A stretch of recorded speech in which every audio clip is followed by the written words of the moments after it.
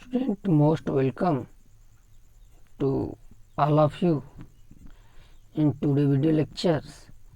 And student, in this video lectures we study about the very important topic, and the today topic is stomata. Now today we study about the stomata, structure and functions. So first of all, student, we know that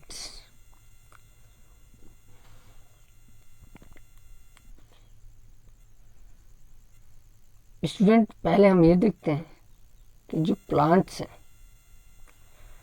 वो carbon dioxide जो होते हैं प्राप्त करते हैं,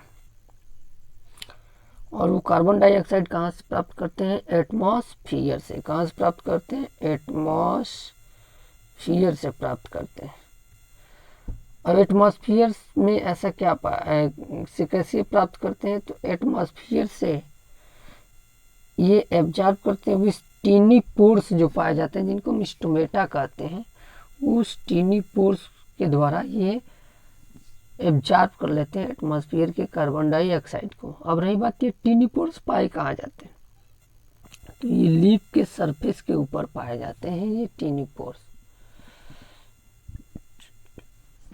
और plant के अंदर मैसिव अमाउंट में, बहुत ज़्यादा अमाउंट में, सबसे ज़्यादा अमाउंट में जो गैसियस एक्सचेंज है प्लांट में, वो इसी टीनी पोर लाइक स्ट्रक्चर से होता है जो लीफ के ऊपर पाया जाता है। जब फोटोसिंथेसिस होता है तो उस समय प्लांट में कार्बन डाइऑक्साइड की जरूरत होती है, और उस समय प्लांट इसी टीनी पोर्स के द्वारा गैसेस जो कार्बन डाइऑक्साइड को लेता है और फोटोसिंथेसिस के द्वारा जो ऑक्सीजन बनाया जाता है उसको रिलीज किया जाता है। इसके अलावा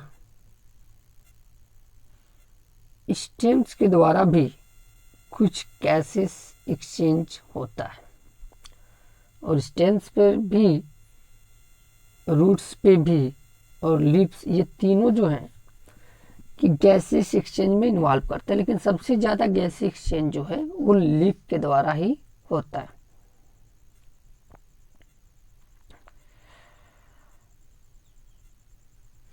तो गैसेस एक्सचेंज में तो स्टोमेटा हेल्प ही करता है, लेकिन स्टोमेटा की वजह से लार्ज अमाउंट ऑफ वाटर भी लास्ट हो जाते हैं अगर स्टोमेटा ओपन रहे तो प्लांट में।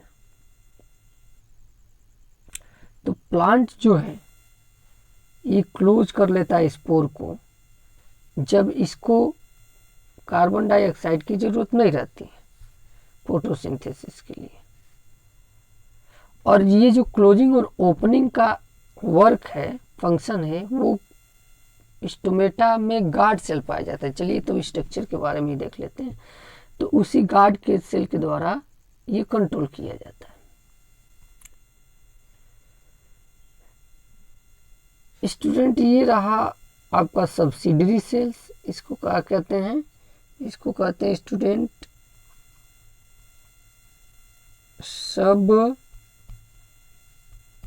सब्सिडरी सेल्स कहते हैं इसको। और इस स्ट्रक्चर को स्टूडेंट, ये जो वाला ये जो स्ट्रक्चर है, इसको हम क्या कहते हैं? तो इसको हम कहते हैं गॉड सेल्स। सब इस गॉड सेल का ही खेल है, मतलब इसी के द्वारा स्टोमेटा का क्लोजिंग और ओपनिंग होता है। किसके द्वारा? इस गार्ड सेल के द्वारा। देखिए कैसे होता है। जो गार्ड सेल है, जब इसमें वाटर इंटर करता है तो ये स्वेल कर जाता है। मान लीजिए बाहर से वाटर इसमें इंटर किया इस गार्ड सेल में, और जब गार्ड सेल में बाहर से वाटर इंटर करता है, क्या इंटर किया? वाटर। तो वाटर जब इंटर करता है इस गार्ड सेल्स में, तो इंटर करने की वजह से ये गार्ड सेल क्या हो जाता है, स्वेल कर जाता है। और जब ये स्वेल कर जाता है उस कंडीशंस में स्टोमेटल जो पोर्स हैं, स्टोमेटल पोर्स कौन से, तो ये वाला जो स्ट्रक्चर्स है, ये स्ट्रक्चर्स, इस स्ट्रक्चर को हम कहते हैं स्टोमेटल पोर, ये ओपन हो जाता है। लेकिन जब गार्ड सेल में वाटर की अमाउंट कम हो जाती है, और वाटर की अमाउंट कम कब होगी, तो जब गार्ड सेल से क्या होगा कि गार्ड सेल से वाटर क्या जाने लगेगा, बाहर जाने लगेगा। तो मान लीजिए गार्ड सेल से जब वाटर बाहर जाने लगे, उस कंडीशंस में स्टोमेटल जो पोर हैं वो क्या हो जाते हैं, वो क्लोज हो जाते हैं। सिमिलरली स्टोमेटल क्लोज हो जाता है जब गार्ड सेल से वाटर बाहर रिलीज हो जाते हैं, तब उस कंडीशन में स्टोमेटा क्लोज हो जाता है। तो स्टोमेटा का क्लोजिंग एंड ओपनिंग इस तरह से प्लांट में गवर्न होता है। स्टूडेंट, ये जो ओपन स्टोमेटा का स्ट्रक्चर है, ये क्लोज स्टोमेटा का स्ट्रक्चर है। ऐसा नहीं है, थोड़ा बहुत स्टोमेटा हमेशा पार्सली ओपन होते हैं, एकदम क्लोज नहीं हो जाते हैं। अगर पूरा क्लोज हो जाए तो प्लांट अपना टेम्परेचर ही मेंटेन नहीं कर पाएगा। चलिए एक एक्टिविटी पढ़ते हैं और जानते हैं कार्बन डाई जो है वो नेसेसरी है प्लांट के फोटोसिंथेसिस के लिए। इस एक्टिविटी को परफॉर्म करने के लिए हमें 2 पॉटेड प्लांट लेना पड़ेगा। क्या लेने पड़ेंगे? 2 पॉटेड प्लांट लेने पड़ेंगे। पॉटेड प्लांट मतलब गमले में लगे हुए प्लांट लेना पड़ेगा जो सेम साइज के होंगे। उनको डार्क रूम में हमें रखना पड़ेगा कम से कम 3 दिन के लिए। लाइट में से उनको उठाए डार्क रूम में रख दिया। फिर अब जो है उनको हम प्रत्येक जो प्लांट को है उनको हम सेपरेट ग्लास प्लेट में रखेंगे, और एक एक ग्लास प्लेट में हम रखेंगे उनको, और उसमें हम क्या रखेंगे, पोटेशियम। उस ग्लास वॉच ग्लास में हमने रख दिया है ना, एक वॉच ग्लास भी रखा उस ग्लास प्लेट में, और उस वॉच ग्लास में हमने क्या रख दिया, पोटेशियम हाइड्रोक्साइड प्लांट के एक साइड में। जैसे ये है पोटेशियम हाइड्रोक्साइड, इसमें हम रख दिया, ये पॉटेड प्लांट रख दिया, और इसको बेलजार से हमने क्या कर दिया, कवर कर दिया। अलग अलग बेलजार से अलग अलग प्लांट को हमने कवर कर दिया। एक बेलजार में हमने पोटेशियम को रखा और दूसरे में हमने उसको नहीं रखा। अब एक में हमने क्या रखा, पोटेशियम को रखा, दूसरे में नहीं रखा। इसके पीछे रीजन है क्योंकि जब हम एक्सपेरिमेंट करेंगे तो एक प्लांट में पोटेशियम जो है, हम ये जानना चाहते हैं कि कार्बन डाइऑक्साइड के द्वारा प्रेजेंस में फोटोसिंथेसिस होता है कि नहीं, या कार्बन डाई नेसेसरी फॉर फोटोसिंथेसिस है कि नहीं। तो एक प्लांट में हम इसीलिए पोटेशियम हाइड्रोक्साइड नहीं रखे क्योंकि पोटेशियम हाइड्रोक्साइड क्या करता है कि कार्बन डाइऑक्साइड को एब्जॉर्ब कर लेता है।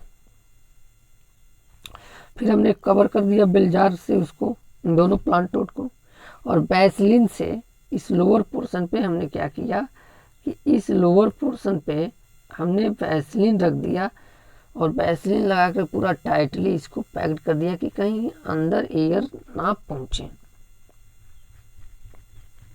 एयर टाइट हमने कर दिया उसको। फिर इनको हम क्या किया कि सनलाइट में रख दिया लगभग 2 घंटे के लिए। 2 घंटे के बाद यहाँ से एक हम लीफ को प्लग करेंगे इस प्लांट से, और चेक करेंगे कि स्टार्च प्रेजेंट है कि नहीं है, जो ऊपर हमने एक्टिविटी किया। अगर प्रेजेंट है तो क्या सेम अमाउंट में प्रेजेंट है या डिफरेंट अमाउंट में प्रेजेंट है। तो मैं इसका कंक्लूजन बता देता हूँ स्टूडेंट। कार्बन डाई, आप इक्वेशन भी पढ़े थे फोटोसिंथेसिस में, तो वहाँ जाने थे कि कार्बन डाई is necessary for the process of photosynthesis. तो उस बेलजार में जिसमें कार्बन डाइऑक्साइड्स होगा, मतलब जिसमें पोटेशियम हाइड्रोक्साइड होगा, वो कार्बन डाइऑक्साइड को एब्जॉर्ब कर लेगा, और उस बेलजार में जो होगा कि कलर थोड़ा ब्लू ब्लैक कम आएगा क्योंकि स्टार्च का फॉर्मेशन नहीं होगा या बहुत लिटिल अमाउंट में होगा। लेकिन जिसमें कार्बन पोटेशियम हाइड्रोक्साइड नहीं होगा, उसमें कार्बन डाइऑक्साइड का एब्जॉर्प्शन नहीं होगा, और उस प्लांट में, जैसे इस प्लांट में ज़्यादा ब्लू ब्लैक का कलर आएगा, और इससे इंडिकेट होता है कि carbon dioxide is necessary for the process of photosynthesis. तो आज के वीडियो लेक्चर में बस इतना ही। Thank you very much for watching the video.